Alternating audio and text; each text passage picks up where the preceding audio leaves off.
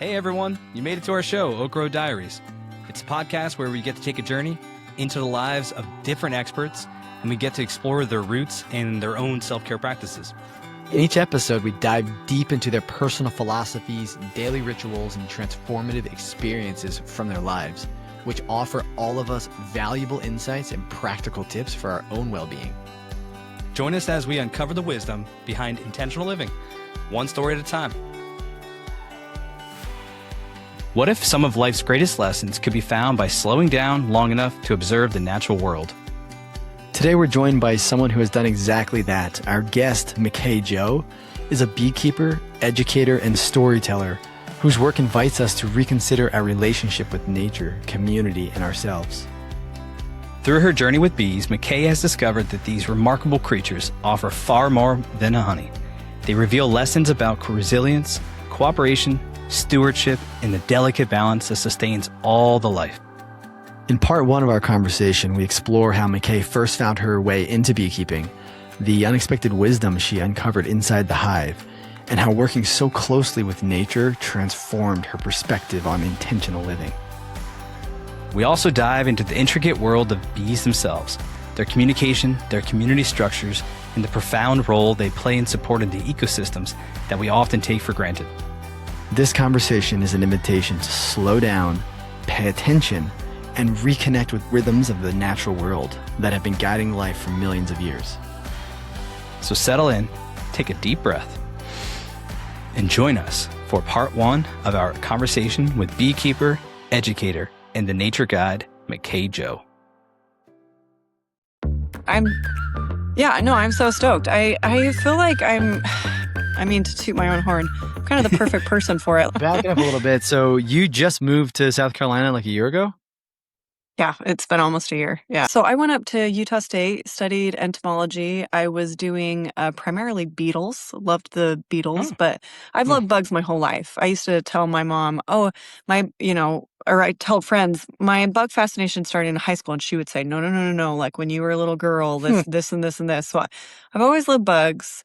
Utah State was doing beetles, but they have the 10th largest bee collection in the world at Utah State.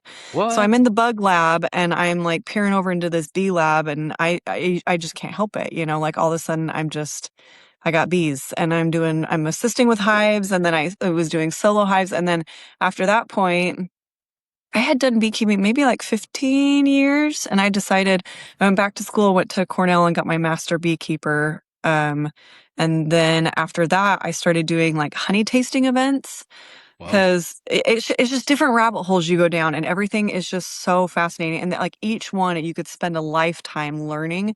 But started doing honey tasting events of different altitudes and different seasons and different colors and different and I'd sit people down at a beautiful table. We'd have a charcuterie. Everyone would wear white because it was like the beekeeper colors. Love me a charcuterie board. Yes. I know. And we would learn about the bees together because I would give away a jar of my honey, and nobody would understand how magical it is, Yeah, especially they give if it's someone local, a jar right? of honey, they put it on a peanut butter sandwich and eat it in rush hour traffic, and my heart would just die. I'm like, don't do that with my honey. So I could sit and I could explain it over like a beautiful dinner, and people loved it, and I would do like weddings were great because a lot of, you have different families there, and you don't really know, conversations kind of choppy. But if you have somebody there explaining what you're eating, and it's kind of like an experiment or experience. Yeah. It was fun. It was so fun. So started doing that. And then COVID hit. We did remote honey tasting boxes where we'd ship you a box and you sign on to a virtual honey tasting, and I teach you all about the honey. And then after that, I just started getting into apitherapy. And apitherapy is everything to do with health and wellness and healing your body with the products from the hive. And there are a lot of products from the hive. It's not just honey. And so I built my first bee hut. And it's a little apitherapy hut that you go into, and you got the hives that you are breathing in the hive air. You're feeling the buzz of the bees. It's a tight little space. It's meditative, and you're in there. And I honestly built it kind of experimentally. just curiosity and admittedly maybe a little bit of like content, like, Okay, yeah, yeah. let's build this aesthetically beautiful thing for some great content. And it was like the first like couple weeks, I was like, oh no, like this is cool. Like this is like beyond. Like I did not realize. And so laying in that hut, I was like, okay, like I don't know what to do, but I'm like, I'm down another rabbit hole and this one feels big, Has this ever been done So, before, those huts? oh, Is for this a sure. common Yeah. thing? So, Okay. I mean, in Australia and in the UK, it's pretty common. It like Okay. not, no, I don't know, pretty common, but it's like you I see mean, them more I than looked you it would up and I here. saw like little fairy type, huts and things like that. But yours is very different from what I've seen. I mean, the other ones are like Sure. hobbit homes and things like that, but yours is an actual like freestanding hut. Yeah, it's like sole purpose is the beehive, is the apitherapy. So yeah, I Yeah. think a lot of them are used for like other maybe multi-purposes or I don't know. Like I've seen a lot of people anywhere from doing something posh and master carpentry to like there's like this back hick guy that has just like made this old like horse trailer into one and it's Nice. so endearing. It's so funny. But I mean, basically it's just like a small enclosed space where you can breathe the hive air and be next to the bees without being next to the bees. Right. So, Um, I want to go yeah. even back further. I know we skipped so much. I know. Yeah, I know we jumped Hey, ahead yeah, for a second. sorry. No, that's Hey, good. that's You all know right. what? And we're done. I That's just a summed good it up clip for right you. there. Yeah. Let's go. Let's put a pin in that and back it up a Yeah. smidge. So let's go back to Utah. So you grew up in Utah, where? I mean, all over. My family is still in Highland. Highland was my. Oh, they live a Uh, stone's throw from me. I'm in Traverse Mountain. oh, okay, that's Yeah, great. yeah, Yeah, yeah. I mean, we were in Highland. My family moved there in 1990, so it's changed a lot. And when I go Oh yeah. back, I just like, ooh, I try and like embrace the new, but it's so hard because I'm so nostalgic for my small little AF Canyon, like the little small town Utah. It's yeah. changed quite a bit. But then I lived downtown Salt Lake for 11 years, and I was up at Utah State. So my heart is in downtown. That's where I spent the last. Maybe I was 11 years in one place. It was probably like 15 years overall in Hmm. downtown. So, Wow. Whereabouts in downtown were you guys? Were you near the U? avenues. Oh, you're the Avenues. I was well at Avenues, and then we switched to the U. And my husband is in dental school. I moved there, and I started because I was really passionate about bees, but I didn't have a place for bees because we're Hmm. in the city. So I Right. started doing hives for the businesses in the downtown, and we would put beehives on their rooftops. And I didn't even want the honey. Like I didn't. I just honestly, again, it was for content. I wanted Yeah. great shots, and I wanted to be involved. Like I just wanted to be out there, and a lot of people wouldn't say yes unless there was, unless I'm like, "I'll do it for free," and they're like, Sure. "Okay," and then they It's like realize yeah. how cool it is. Yeah. But I mean, there was, coffee shops, 2 really posh restaurants downtown, we had bees on their roof. And they just wanted it for There the honey. Is that it? Like just for Yeah, their well, and we their would suit up eatery? the employees, and the employees would come on the roof, and we would teach them all about Oh, that's the cool. hive. And yeah, and then I'd hand over this amazing jar of honey, and I'm like, "Don't heat it, and this is why it's important." And 2 of the businesses, we had a honey tasting, like, in the business, and so it was cool because we gotta teach them, like, "Yeah, and this honey is from 10 feet above you," like, it was really cool to be able to do that. Oh, I nice. think So what's did you go to particularly Lone cool Peak then? about Oh, sorry. I did. Are you a lone peaker? So Sam and I, real quick, we grew up in Pennsylvania. Okay. We're born and raised in PA, and we were Eastern PA. Like none of our family, we had like nobody out west. Like we're no. not the pioneer ancestry, none of that stuff. We did grow up LDS though, Okay. and we were kind of the only ones in our school kind of situation. Small, you kind of, I'm sure you get the sense in South Carolina. I don't know what your affiliation is at this point, but we it was just kind of, yeah, we were the only ones in the school anyway. So, but had no ancestry with that. But I just came out to Utah for BYU, and that's what Okay. brought me out here. So I came out here Oh, for that, cool. and then I ended up staying, And then you got graduated. stuck. You never left. That's- You Well, married a more Utah or girl, less. there's didn't actually you? no, there's a lot more backstory, but long story Okay. short, I graduated in August of 2014, and we stayed here for 2 years, and then we left. Went to Minnesota. My wife's from Minnesota. And so I Okay. actually didn't even meet her here. Funny enough, when I was at BYU, I deferred a semester. Sam actually, he was like, I had just got back from an LDS mission, and I was just getting into school. And I'm like, and he's like, hey, you should come home before I get married just so we can hang out more. I'm like, dude, I just got back. I've been gone for 2 years. And I did one semester, fall semester, and I learned you can defer the winter semester. So I was like, oh, let me go home. So I go home, and 2 months later, I met my wife at a dance near Philly. How Oh, crazy, wow. right? Like and she had just got home from her LDS mission. So, and she just happened to be there because her parents were living there. And anyway, so that kind of worked out, but went back to Utah, went and got the degree, and then stayed in Utah for about a couple of years. I went to Minnesota where she's from, tried that out for 2 years. And then through a much longer story, we ended up finding our way back to Utah in 2019. That's great. That's Bouncing fun. around, That's a Draper good was our man. story. home. We really like Draper. That's where we were Yeah, Draper was cool. before leaving. And then when we came back, we lived in Draper, and then we bought a house in Draper, and then we left again and went to PA. We went back to Pennsylvania for almost a year, and then we came back here. There's a lot more backstory there, but anyway, so Nice. Yeah, when might we as well found call yourselves military families, man. I know. Yeah, for real. Well, we came out here. We came to Traverse Mountain.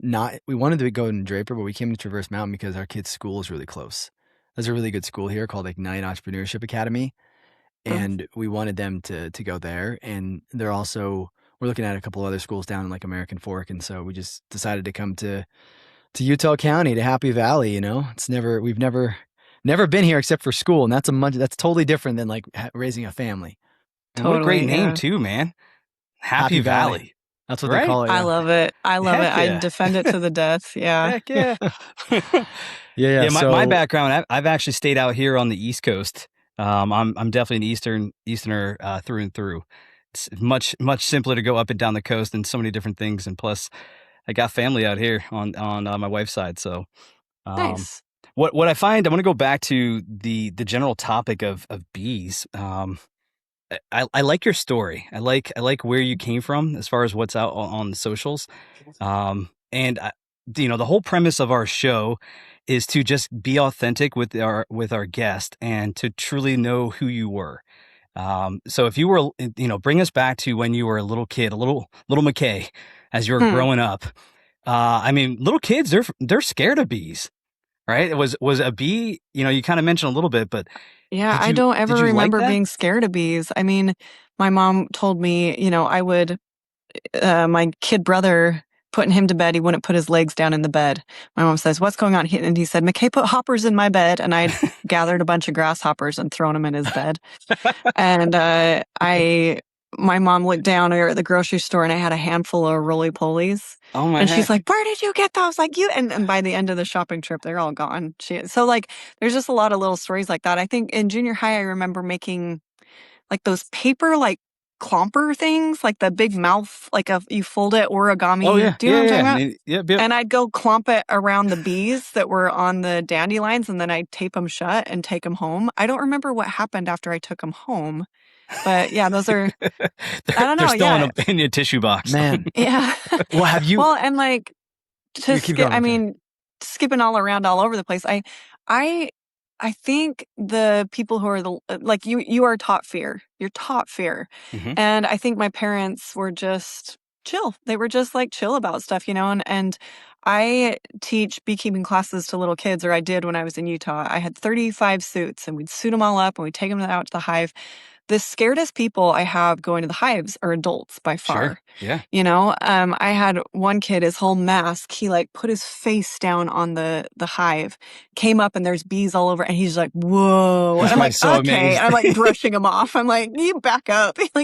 like they're like, as a little kid, I think I didn't ever have anyone instill a fear in me. And that's like such an important thing that I want to do for my kids and to Yeah. these kids that come to the little classes, is that, yeah, like we are dancing together in this whole little ecosystem of theirs, and like they're gentle, they're kind, you move slow, and so yeah, I don't remember that in my childhood, which I guess I'm super grateful for. That's yeah. Yeah. That is So that was cool. you're leading up to the bees. So in your teenage Yeah. years, what made you, bring us back to, we're all teenagers, we're going to college. What made you want to go do this?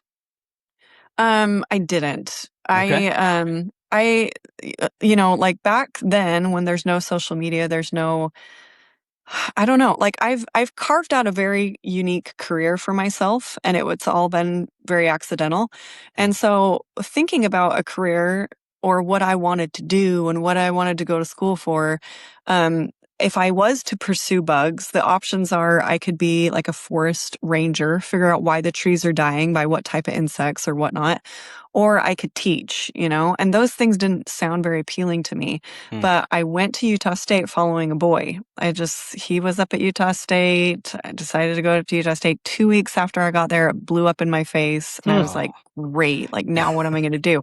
And then it was just like, well, like they have a really cool insect lab here. And it was like, I'm going to take a bunch of insect classes. And it just kind of like snowballed a little bit. And I was doing it as a placeholder to find out what I was really going to do, you know? So it wasn't ever like, yeah, this is it, And it wasn't until like, it really was just me taking a class and another class that I felt it was interesting. And then it was like social media that started opening all the doors. And that's when like I started making money with it, which is wild. And then you ended up going to Cornell afterwards, or just drop that whole thing in there? Yeah. That was an online certification? What's that? Was that an online certification that you got? Or you actually... Yeah, so, and I flew out to Ithaca to do all my testing and stuff there on the campus, but it was all virtual before that point. Yeah. And then was that a 2-year program? Yeah. Mm-hmm. Wow. What was that like to do that virtually? Oh my gosh, to fly out to I mean, because, you do bees for 15, I don't know, I want to say it was 15 or 17. Well, you do bees for a long time. And you're like, okay, I'm going to go. I want to be a master beekeeper. I want to do this. And then you're like, what can they teach me? Like, I've been doing this for so long, and all of a sudden it was like, the first like little chunk, I was like, oh geez, like there's a lot, like, like so insane that I had such a big head about this is to like, yeah, I got this, Like I know all the heritage of it, blah, blah, blah, all that. Yeah. I mean, like the whole anatomy of the bee, just all the stuff. And so, well, and also too, like I have a sense of whimsy and I'm a romantic. And so there were a lot of things that I just like leaving unanswered, So the queen bee, she can choose whether she wants to lay a female egg or a male egg. Oh, she and chooses. How insane is that? And so, people, I would tell that fact to people at the honey tables and stuff, and they'd be like, wow. And I'm like, yeah, isn't that cool? Like, I don't think that hit me leave it. right I'm like, now. it's magic, But then when I get to Cornell, they're like, no, there's science behind it. Like the males are haploids, the females are diploids. She's carrying sperm inside her and she fertilizes eggs as they come out or she doesn't. Wow. And it's like, oh, that makes sense. And it's like, it took away my magic, but it like it was better to learn, the realness behind it. Yeah. You're like, no, the romantic side of it is they can decide if they want more men or more women in their group. Yeah, exactly. And like the females are the ones that work and they're the ones that build the hive and harvest the honey. I did not know that. Oh my heck. See, and we need to go back to the basics now. All right. So now we're talking about. Sorry, 1 second though, Sam. McKay, is Sam frozen to you? Am I? Or do you see him? Nope. You see him moving? Okay, good. I don't. Yep. You are choppy and a little bit pixelated, but Sam's clear. Oh, that's right on par. Sweet Jared. No, it's not actually. I don't know. But it's fine. It's just like a little bit pixelated. It works. I want to go through a shortened B, right? So the show is also for the average person, McKay. Like you said, like you thought you were the master beekeeper at the time before you went to master beekeeper school. I'm always interjecting for the average person who just randomly stumbled across our show and said, whoa, did not know anything about the honeybees. I kill them every single time I see them. Right? So let's talk to them. Let's talk about that. Let's talk to those people. Yes. Right? They don't know anything. That's just a damn thing that, stings me or blah, blah, blah. Yeah. Yeah. So there's 3 bees in the hive, queen, boys, and girls. The girls are the workers. The boys are the drones.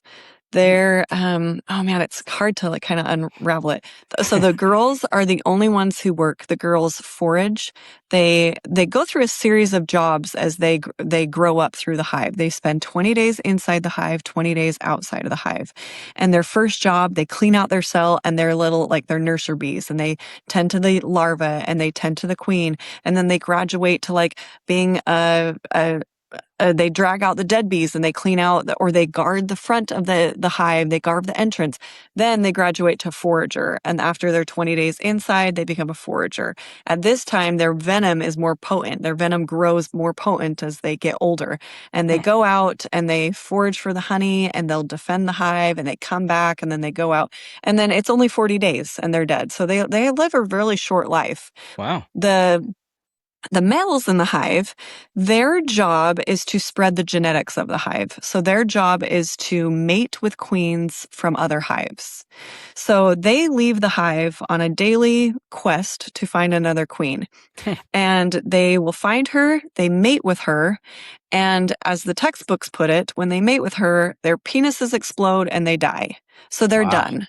Yeah. So if they've lived a successful life, they die. Wait, they so they found their queen. What? They always go. I literally always thought their whole job was to impregnate their queen of their own hive. Yeah, me too. Because I mean, you're dealing with incest there. You got to spread the genetics. You know. Well, I mean, that makes a lot of sense. Yeah. I mean, I get that. Yeah, it's her offspring. Yeah. Yeah. So the queen, so there's only one queen in the hive. Okay. The queen, she emerges from her cocoon. Bees go through a complete metamorphosis, just like butterflies. She emerges from her cocoon and she's a virgin queen. She goes on her mating flight, so she leaves the hive just once. She puts out a pheromone that attracts all these drones from other hives that are looking for her. Goodness. She mates with anywhere from 10 to 15 drones 50 feet in the air, in like a mating zone in the air. She returns to her hive and she is then fertile for the rest of her life, and she lives 3 to 5 years. So she'll never leave the hive again, and she's in there choosing whether she can lay the female eggs or the male eggs. And because she already has all that she needs from that one interaction. Right. Oh, so the other bees aren't coming to her hive. What's that? The other bees, like when you mentioned that the drones go out and try to find the queen, they're not like going to the hive of the queen to impregnate or anything. They're literally just doing this on her maiden voyage. They're finding the maiden voyage queens that are constantly floating around. Yep. Yeah. I didn't realize there was that many hives. That is crazy. Either did I. No, really. Yeah. I don't think a lot of people do. They'll get so freaked out if their neighbor gets hives, and you're like, do you realize that if there's a honeybee in your yard, there's a hive close by, you know? So, So what else were you I mean, gonna that's say the then? whole point of the happy atrium, right? I think too many people are in default. They probably don't even think about this stuff. They're just insects. Exactly. Right? They're just bugs. I think this is amazing that we're opening the world up to nature. Yeah. No, I was actually really excited about this conversation. Yeah, let's go. I'm ready. I'm going to take it one level further. You ready for this? Go for it. So the stinger of the bee is developed from the ovipositor, which is how they deposit eggs, right? So only the females can sting. The drone bees that are out finding the queen, they don't have any stingers, so they can't defend the hive. They don't do anything in the hive. They really, and if the hive production is going down, the worker bees will actually drag the boys out of the hive and kick them out, like they're done. And the queen will take assessment of the hive, and she only lays females because they need more workers. So in the early spring, you'll just see a bunch of the worker bees coming up, and it's later that you see the boys come. Wow. The queen lays an egg. It hatches. It's fed royal jelly, which is a substance that is secreted from the honeybee's head. A lot of people don't know about royal jelly. No. So they eat this royal jelly until they get to a certain, I think it's like 30-something hours. I'm not real sure right now. 30-something hours. Then they switch over to eating a bee bread, which is a mixture of pollen and honey, and it's slightly fermented. What? Them switching over to eating that changes the makeup of their body. If they don't switch over and they eat purely royal jelly, their body develops into a queen bee. Does that make sense? What? That's crazy. My mind is blown away by this whole story. Right. So, of course you're going to explain though how they dies. What? I'm going to ask the question, but keep going. Basically, how do they decide if they're just going to keep eating royal jelly to become a queen bee? Well, so a lot of people are like, oh, the queen bee, she's awesome. She rules the hive, like Beyonce, queen bee. She's actually a slave to her hive. The Oh, workers are the ones that are making the decision on those things. And so and even if the queen's egg production has slowed down and she's not doing well, they will kill her and they will choose a larva that hasn't switched over to eating the bee bread and they will raise up a new queen. That's when they do it. So yeah, and that's, I mean, and they will raise up a couple of them because, they, as a default, you don't want to put all your eggs in one basket. So they'll raise up a couple of them. The queen bees will fight each other to the death until there's only one queen and she's the new queen of the hive. It's wild. Yeah. Whoa. So that's happening every day in hives. No, not every day. So I mean, some queens are awesome. So they last 3 to 5 years, This Well, whole not in other war is not in going a on given within the hive. bee I'm saying world. though, at any given time, there are so many hives that this is occurring. At least I'm sure it's constantly occurring. Oh yeah. Oh, You've got a yeah, hive where she's doing absolutely. well. That hive's pretty good for about 3 years, but then she may be on the death march, thereafter. Sure. And it's called the ball of death. They circle around her and they move really fast that it heats her up What? and she dies. She knows it's Yeah. coming. She's like, I've done my part. Yeah. Wow, That's unreal, nuts. man. So how much research went into that? Like, I'm I amazed know. by who thought of the research, what it took to go into, I guess, Right. just monitoring the hive. Well, I mean, and that's the tip of the iceberg. Like, you don't understand. Sure. Like, your mind's being blown, and like you get into the deeper stuff. Like, honeybees can count. They have facial recognition. They're Wow. a social creature, and they dance with pheromones. Like, the way that they can direct other bees to food is What? fascinating. And they're the only species in the world that are doing it apart from humans. It's like that's a whole other story. But if you want to dive into that in a very yeah. scientific, nerdy way, Mind of a Bee is a really great book. It's extremely boring, but it talks about like how they did that, like how they figured this stuff out. And I Awesome. really liked it. Well, I mean, So, dive I want deeper to get though. back Like, to the I roots am of more it for sure. I am curious to know a little bit more about it. Like any other things that are of interesting that you think would be Of the interesting to bees? us. Of the Heck bees, yeah. Okay, here's another fun one. We'll talk about how most species on Earth will bring food back if they're a social creature, or they can like monkeys will like grab a hand and like take you over to the banana tree, like, Sure. like they're young or whatever. Us and bees are the only ones that can say, hey, there's food and I'll give you directions to it. It's a simple Wow. thing, but like we're the only species that can do it. And so like I'll say to you, like, Cool. there's a great hot dog place down. You just take the third and you go to the left and da. The bees, the way they do it is with the waggle dance. And have you heard of this? No, I'm just Oh thinking my of the Bee gosh. movie. I'm watching the Bee movie the other day with my kids. I'm like, I cannot wait for this conversation today. I know. I actually haven't watched that movie in decades. That's I all. should Every watch time it and you're see if it's describing accurate. this hive, I'm thinking of the Bee movie and Jerry Seinfeld just freaking out trying to figure out what Oh, job yeah. he's doing. The So waggle the bee dance. goes out, the forager bee goes out, finds a ton of pollen a ton of nectar, a ton of pollen in these beautiful flower patch. So it goes back to tell the hive, because they need to pull more foragers over there. Goes to the designated spot on the honeycomb that we call it the dance floor, and it will do a figure 8. Wow. As it moves, so it turns and then it goes straight and turns and goes straight. As it goes straight, it waggles the back end of its abdomen. Yeah. The okay. waggle is the intensity of how much pollen there is. So if there's a lot of pollen, it's going crazy. If not, it's just pretty mellow. The Wow. tightness of the 8 is showing you how far it is. So if it's a What? tight little 8, then it's close. If it's pretty big, then it's pretty far foraging. And then the direction, so the perpendicular is up, and that's where the sun is, and it will pivot the figure 8 in line with the perpendicular. As the bee leaves, it can line with the sun, and it will know the angle from that figure 8, and it goes Dude. that direction. My mind And is as they're blown here. watching the bee do this dance, they're gathered around and they're smelling the bee so they can smell the type of nectar, the type of pollen that the flower is. And then they will take off and they'll go directly to it. So this And is the so bee it's bringing so back, wild. and that's happening all day long. They're communicating. Yeah. Is that right? Yeah. So one bee will Yeah. go out. I'm sure they never is that you typically. Well, my question is like one isn't ever going out. Aren't they typically together?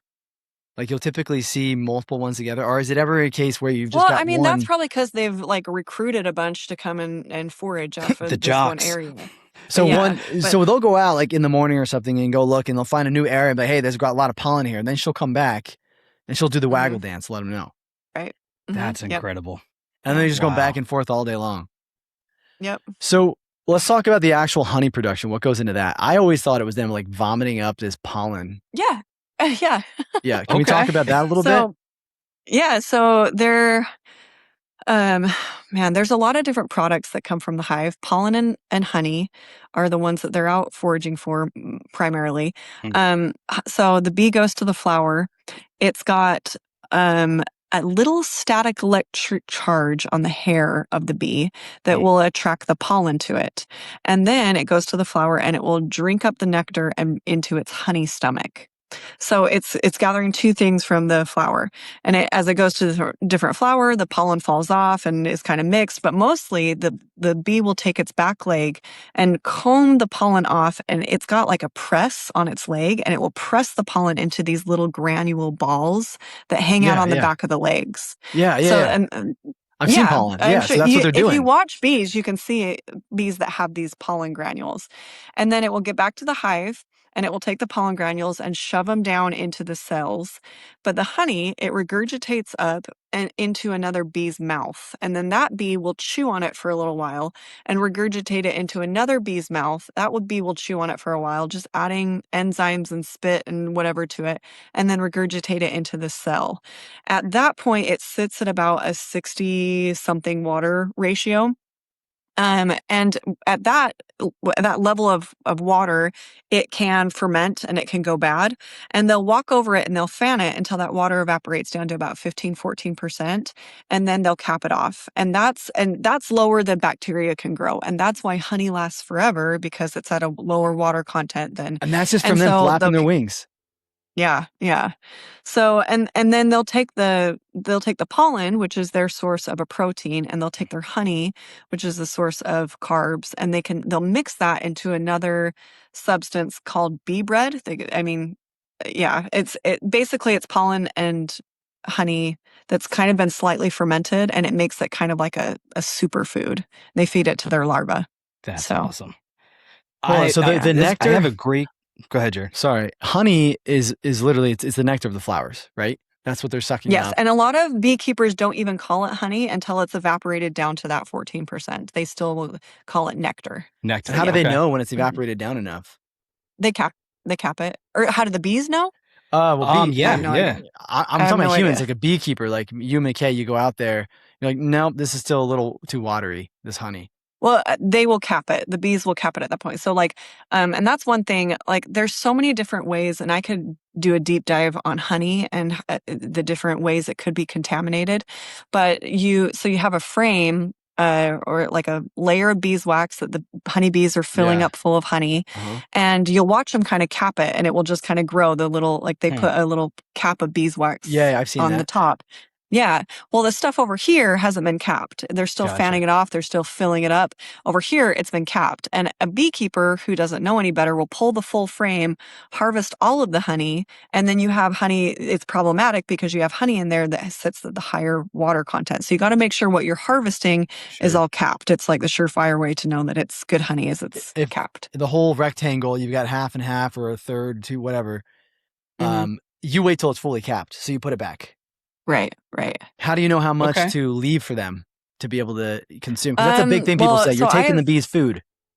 Sure, absolutely. I mean, I was just going to ask that. I've turned into quite a hippie about it, and apitherapy, whatever, has made me crazy. That the best food for the bees is their honey. It's their food. And commercial beekeepers, one thing that can be really problematic is that they're pushing for honey production. So they will add sugar water for them to eat, which the bees love. I mean, just like we love sugar, but it's giving them the benefits if we were to gorge ourselves on sugar. Like the honey is rich in antioxidants, it's antimicrobial, it's got enzymes in it, and we're depriving the bees of that so we can have it. So I usually, exactly. Yeah. So I will leave the bees like everything. In the first year, I don't count on harvesting any honey. If you are looking to make money honey wise, you're probably compromising the health of your bees. Sure. And so I just will pull a jar or two here or there if there's like a surplus, or if there's like they've built wax in a weird area and I can't help it but just kind of destroy part of the hive to make sure everything fits together or whatever. Like that's the only time I'm really harvesting honey nowadays. Yeah. Do they ever consume or not? Do they ever produce too much, like for their own hive? Oh, for sure. Yeah. They do. I mean, Okay. yeah, they'll do a huge abundance. Well, And and then that's you why we can get are honey. exactly. Yeah. Yeah, Yeah. I was thinking they'll about the usually people do out an there, abundance, like you okay. said, Jared, the people that are against this, like you're taking away the bees. So you and every other beekeeper out there, your answer is, well, yeah, we need that honey because it's healthy for us. We also leave the bee what they need as well. They don't need the entire honey source that they're producing. Sure. Is How there a do certain you ratio measure it, that's, I though? guess, a Yeah. standard of that? How do you measure it? Like Um, you got 10, what do you call them? 10 slots, or typically, I saw one of your videos where you're like, hey, if you're starting beekeeping, like get this particular one. It's a basic kind of square box that you see. And I think you said you should have like 10 slats. yeah. Uh-huh. Like, It's how a does one Langstroth know? hive. Yeah. Yeah. I mean, you like in Utah, if you're overwintering the bees, it would be like 100 pounds you kind of want to aim for of honey. Mhm. But really, so I also think too, you need to be smarter with how you use your honey. And right now, so the honey production in the US, commercial beekeepers are producing 1/3 of the world's demand. And yet they're still making that quota. They're still making it work. And we don't know why or how. We know exactly why. There's so many additives. It's disgusting. Like For there's a sure it beet is. syrup, there's a corn syrup, and they're getting so good at mimicking it that it's very hard to detect those things. There's labs specifically dedicated to the integrity of honey, and most of them are failing as they go in for these tests. But most people don't know. Most people don't care. Yeah. Like a lot of people will use honey um just as a perk. Like it's not like a health thing for them. They'll add it It's to a their treat. coffee, which Yeah. yeah, it's a treat. Yeah. And they'll add it to their coffee, which immediately by heating it, you're ruining all the enzymes that are in it. Or they're baking with it or whatnot. So if you're baking with it, if you're adding it to your coffee, yeah, go for it. Use the store-bought stuff. I Sure. don't care. It's not real honey. So yeah, knock yourself out. But I feel like if you I don't know. I mean, I don't think commercial beekeeping is great. The more I go down that road, the more I feel like it's not good for the bees, for anyone really. So to really if you find a beekeeper, a farmer's market, whatever, and you got this jar of honey, yeah, just value it, eat it correctly, and you'll receive a lot of the health All benefits right. from it. And then that way we don't have to pull more from the bees. There's a lot Jared's there to got all unpack. kinds of questions. I'm sure So he is. we're going to hit a bullet and then you can go through it. This is a big thing that I've watched the documentaries that you have as well, McKay. And heard things, and I was vegan for almost a decade. So I was a honey consuming vegan. So maybe I wasn't, I don't know. A lot of vegans, they still consume honey. Anyway, so I was wondering that, you always hear honey is really good. Multiple questions that I have, and I'll just try to hit one, but let's just start with what you were just saying. The commercial, it's not real honey. I'm going to buy it from the store, whatever. You started seeing people, I want you to unpack that, but also go to Costco and you got raw Utah honey. Is that really decent honey?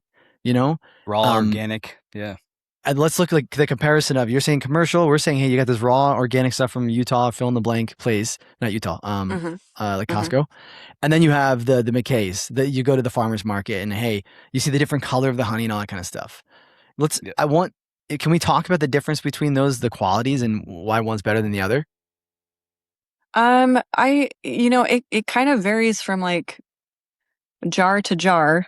If you are looking at the jar and you can read on the label that it is sourced from different countries, that's a red flag right there. It should be one source. You shouldn't have different countries adding to one jar. I know personally a beekeeper from Montana area that Costco approached them to buy out all their honey. They were selling it. I think they had their own little production. They were just making their own jars or something. It was a step up from the farmer's market, but it was their own. Offered them a really awesome price, and they take that honey and add it to others' honeys, and they create their own Costco honey. Yeah. And so it can be a local whatever, but I wouldn't trust it. I don't know. I wouldn't trust it. And especially if they're needing it to stretch and go further. Sure. One sure sign. I mean, I pull honey from my hive in the spring and I'll pull honey from my hive in the fall. Completely different colors, completely Oh different. yeah, you get different And flowers you and can stuff. tell, like when you open up the hive, like this vibrant, beautiful yellow, and you're realizing, oh, the chamomile and this and the lavender, like you can see the Wow, differences, like kind of like within the comb, you know? that's And cool. so if you are looking at the jars on the shelf and it's just like, I mean, every time you go by X honey, It's all X gold. honey is always this tone. It's always this color. It's like, Yeah. It should okay, not well, be. that should be looked at. Yeah. So So natural you're, So, is a variety of colors, and yeah, right. especially Yeah. depending on the time of year. And okay, so yeah, it makes Right. sense. if you're buying from the store, what should one be looking for? Like a I good, wouldn't. So I just just flat straight wouldn't. black up. and white, you would not be buying anything Yeah. from the store for honey. So, Okay. yeah, anything for it to be FDA approved, they do have to heat it to a certain temperature, Okay. which is also something that is destroying the enzymes, the living enzymes that are in the honey. The stuff So, that makes it I'm medicinally good for you, right? Or right, just medicinal. exactly. Okay. Yeah. So I don't like, but again, if you're buying honey to bake with, if you're buying honey to put in your coffee or whatever, I mean, and you love corn syrup, then yeah, go for it, you know? Sure. But Sure. yeah, I Okay, wouldn't so trust anything in the stores. what if it's like a local, like there's a brand here in Utah that I know of, and I personally know the owner. I should ask him if he heats it up though. Is But it Hollow Tree? uh, yeah, yeah, yeah. You know Bench, Tom Tom? Bench? Yeah, Yeah. yeah, yeah, yeah, yeah. Okay. So once in a blue moon, something like this will happen. And what Because they Tom is sell in doing, Harmons. Yeah. yeah. So what Tom is doing, Tom bought his equipment from Europe and he bought all his like canning, harvesting, or like canning, jarring equipment from Europe because they don't heat their honey. And he couldn't find any equipment in the US that wasn't doing that. Get So out. Tom, I Wow. actually love Tom. And I'm trying to do a collaboration with him for another honey tasting Hi, box. Oh, Tom. cool. Yeah, Tom's we the love man. Tom. He's Tom's so great. chill. I went mountain biking with him a Yeah. couple of years. He's a cool dude. Yeah, and that's funny because anyone who's like, so what about the honeys? What about like, because I don't trust Cox honey, which is another Utah one Yeah, that heck yeah. people Yeah. seem to love. But But Tom's and I Hollow mean, Tree and Harmons or I don't wherever want else he to sells it. put. Yep, yeah, That's exactly. legit Hollow because Tree he's not honeys, heating that's it. good stuff. Yeah. Yeah. I mean, and yeah, and I'm sure anywhere you go, you could find like little exceptions like that. But the only reason I would think of him as an exception is because I know him. Yeah, you I know know. his equipment. Like I know what he's doing, you know. Yeah, and that But stuff's not advertised for the listeners out there. They're looking at their right, Walmarts and things like right. that. They're not thinking, and most Yeah, consumers aren't there. They're not deep diving into their products, which this is the whole point. Is we're supposed to be. sure, Let's Well, wake up, people. Let's start sure. okay, looking at maybe Yeah. there's not a farmer's market though, right? So like, and they want to go to a store.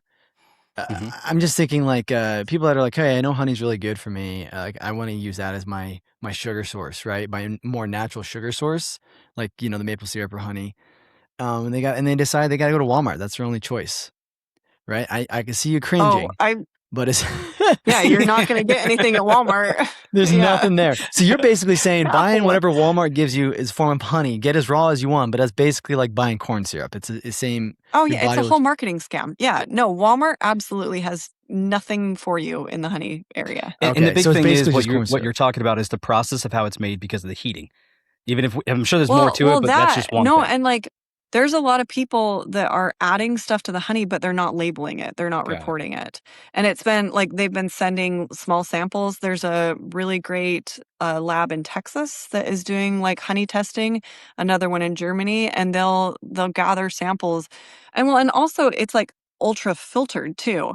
So there was Yeah, I want to know what the difference Texas is. University. Yeah, they gathered samples of honey anywhere they could buy within like a 3-mile radius. So it was all the Costco and the Smiths and the whatever, like all the honey they could buy. They tested it and found zero trace of pollen in the honey.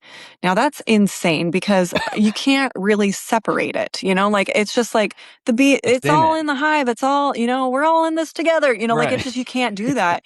And so like it means that it's been filtered and refiltered and filtered. So all the pollen, and that's why people say, oh, eat local honey. Well, it's local honey isn't the thing that's doing it. It's the pollen. Like the pollen is what you're after to help with your allergies, to help with Right. those beneficial things. And if it's been filtered out of there, you're not going to get any of those benefits. So it's either heated, it's either filtered, or there's additives to it. But there's Right. no way. I mean, there's no way you're getting any honey that is not subject to one of those things. And From the filter store. removes From the an pollen. From the store. From an American store, you'll never ever get one of those. You'll have No. one of those structures or processes happening if you buy Yeah. anything in the store. Okay, understood. Potentially, yeah. So pollen's being removed, but I want to talk about the benefits of that. But you're saying if it's heated, the enzymes. So one of the multiple benefits with honey. Let's talk about those benefits though, and help us understand. Educate us on that. Like, what are the health benefits of honey? You know, you're talking about that now. Yeah, this is the new world that I've been diving into. That is just it's deep and it's dark but it's like beautiful, It's my world. But I love that. So yeah, so there are lots of things that come from the hive that can be beneficial for you. So honey is the obvious one. Then pollen is everyone's like go-to. If you're like, okay, what's from the hive? It's like honey and pollen. Well, then you have bee bread, which we talked about. It's a mixture of the pollen and the honey. It's been slightly fermented and it turns it into this kind of superfood. Then you have propolis. Have you ever heard of the word propolis before? No. I have from you because I've watched your videos, but yes, outside of that. Outside of that, yeah. Yeah. So propolis is the bees will fly around and collect tree resin and sap and come back to their hive and seal up everything, every little hole, little crack and crevice with propolis. Wow. Hives that have a bigger propolis envelope tend to be more healthy. And they don't know if they're more healthy because of the propolis or the propolis helps them be more healthy. But it's extremely antimicrobial, antifungal, antibacterial, and to inhale it, they've been shown that it helps a lot with your respiratory system and it will expand your lungs. So propolis, and so what it is, they also have done a lot of great studies for like herpes. So a lot of STD stuff or even like cold sores. I need to do some content around this, but I get cold sores all the time. Mm-hmm. And I've tried everything under the sun, you know, all the Abreva, you buy the tube this big for $1 million, everything. Propolis, hands down, is the best thing I've ever used. It stops it in its tracks. It's the best. You Where buy do you just do that? Like, yeah, where you buying just straight hive, propolis? So again, a lot of these things can be contaminated or so they have a propolis spray that like Beekeeper's Naturals does or whatnot. The first ingredient's corn syrup in it. Like, don't get it. It's ridiculous. But I have a lady who's obsessed with the authenticity of these products like I am, and she has a website where she's selling a bunch of them. So she's like my go-to. She's the best. Do you want to drop her name and website in here? Beeswax. You guys know beeswax. Yeah. It locks in the moisture. A lot of people will use it for like salves. You have candles, and the candles that burn beeswax are actually purifying your air, while you have your paraffin candles that are mugging it up. Your air, you know? Yeah. So beeswax is propolis. Is that what it is? No, beeswax is totally different propolis. Beeswax is produced from glands on the bees. Okay. It comes out of the bee's body and they shape it with their legs into the little hexagonal shapes. And that's where they house the honey, the pollen, and then their babies. That's where the cocoons are, is inside the beeswax. That's what makes that honeycomb shape. Yeah, a lot of stuff. Then you have your royal jelly, which we taled a little bit about that. Yeah. If they eat royal jelly, they turn into a queen bee. Mm-hmm. It's like the fountain of youth. People love royal jelly. They put it in makeup products. I think it's such a scam. If you get 100% pure royal jelly and you keep it in the refrigerator, you put it on your face, good stuff. But if it's the 12th ingredient in your beauty products and it's sitting on a shelf, it's just marketing scam. Dead ass. I'm gonna go ask my wife after this show. Show me your makeup. Yeah, I gotta see what it's made of, because she definitely is into all this holistic. And then you have bee venom, and bee venom. Oh man, it is the best, you guys. Bee venom's crazy cool. What is that? So those are all the things where that I you can can buy get all from the this hive. stuff. Yeah. So pollen peddlers. Pollen peddlers, and McKay Jo will get you a discount. And I'll tell you what, I am not doing that for the whatever, the money, the whatever. It is the one brand I have reached out to for a code. She Okay. didn't know about influencer codes or how to do it. She set it up just for me. It's the one code I have, the one code I give out. I love her stuff so much. So yeah. And you can get propolis vapors on there. You can get propolis tinctures. You can get propolis pills. You can get royal jelly. You can get bee venom in creams. And you can order live bees if you want bee venom. How am in I that using form this stuff? too. How am I using all this and when? Like I understand. It's all for help me different understand. things. Yeah. It's all for different things.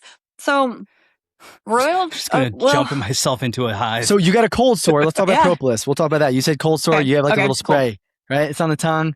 You just kind of spray mine it is on. a dropper. So mine is a tincture. So it's a dropper. So Okay, I'll you put drop the it on dropper there. Mhm. And then you're That's saying it. like within a day that bad boy's zapped. Oh, it's gone. Yeah, it's immediately gone. What? Yeah. If you felt that the conversation resonated with you, we invite you to share it because you really never know who needs to hear this today. You can find more tools for intentional living and the 7 pillars of transformation at thehappyatrium.com or connect with us on our socials at thehappyatrium. We'd love to see and interact with you there. Until next time, keep tending to your inner child, one breath, one step, and one story at a time. Take care. We'll see you down the road.